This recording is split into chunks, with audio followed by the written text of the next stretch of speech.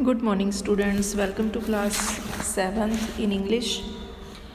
Students, today we will read poem number 4, Chivi by Michael Rosen. So student, first of all I want to introduce about the poem. तो इस poem में जो poet है वो हमें क्या बताना चाह रही है कि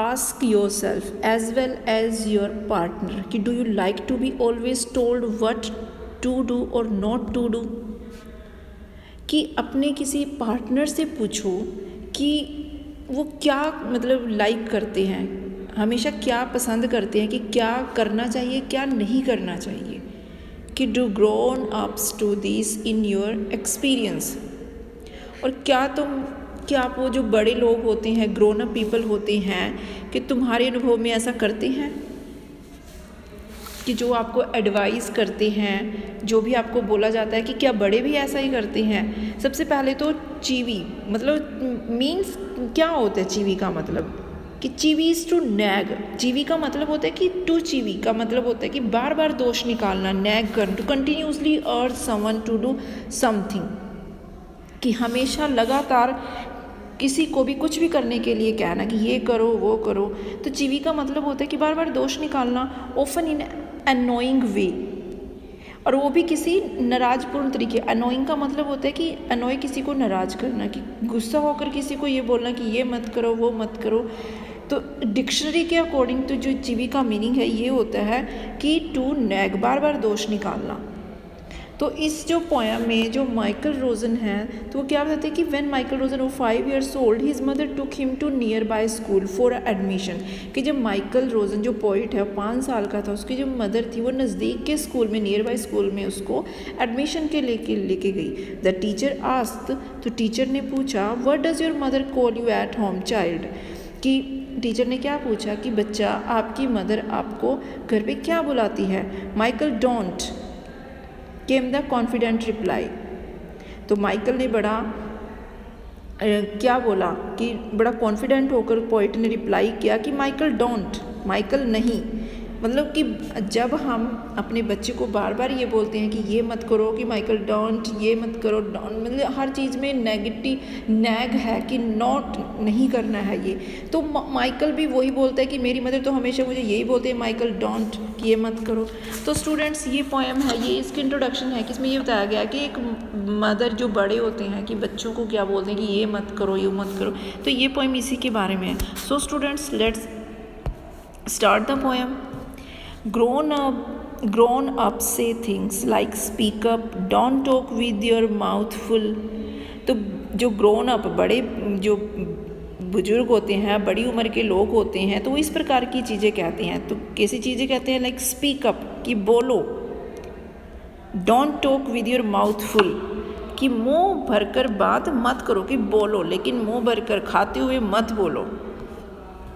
don't stare, don't point, don't pick your nose कि किसी को भी स्टेयर मतलब घूरना, किसी को भी घूर कर मत देखो, किसी को भी इशारा मत करो, पॉइंट आउट मत करो कि उसकी तरफ देखकर बात मत करो, कि वो फिंगर देखकर उसको पॉइंट आउट करके हम इशारा करते हैं उसे मत करो। डोंट पिक योर नोज कि अपनी नाक में उंगली मत डालो, अपनी नोज को पिक मत करो। तो ये सब बातें हैं जो ग्रोन अप पीपल कहते हैं। नेक्स्ट है सिट अप, से please, less noise, shut the door behind you. अब वो बोलते हैं कि सिट अप कि जब बैठने के लिए होता है, जब बैठने के लिए होता है प्लीज़ का यूज़ करो, कि प्लीज़ शब्द बोलो, कि सिट अप से प्लीज़ बोलो कि बैठने के लिए। लेस नॉइज़ कि शोर मचाने के लिए, कहने के लिए भी कि शोर मत करो, शोर से लेस नॉइज़ की शोर मत करो, कम मत करो, उसके लिए भी प्लीज़ का यूज़ करो। Shut the door behind you कि अपने पीछे डोर बंद करो, कि अपने पीछे डोर बंद करो, कि उसके लिए भी इनके प्लीज़ का वर्ड यूज़ करो। Don't drag your feet, drag का मतलब जब हम पाँव को नीचे दबाकर चलते हैं तो एक नॉइज़ आती है, तो वो बोलते हैं कि पैर के पाँव को चलाते समय मत घसीटो, ड्रैग मत करो उनको। Haven't you got a hanky कि अपने हाथों को क्या तुम्हारे पास रुमाल नहीं है?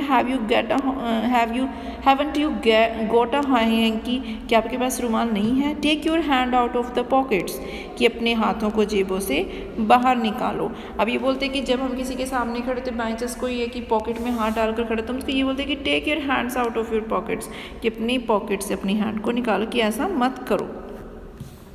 पुल योर सॉक्स अप, कि अपनी जो सॉक्स है उसको ऊपर खींचो। स्टैंड अप स्ट्रेट, बिल्कुल सीधे खड़े हो जाओ। से थैंक यू वर्ड बोलो। डोंट इंटरप्ट, और जब हम बात करते हैं कि तो बीच में मत बोलो, कि कभी इंटरप्ट मत करो। तो ये जो सभी बातें हैं वो हमेशा बच्चों को सिखाई जाती हैं।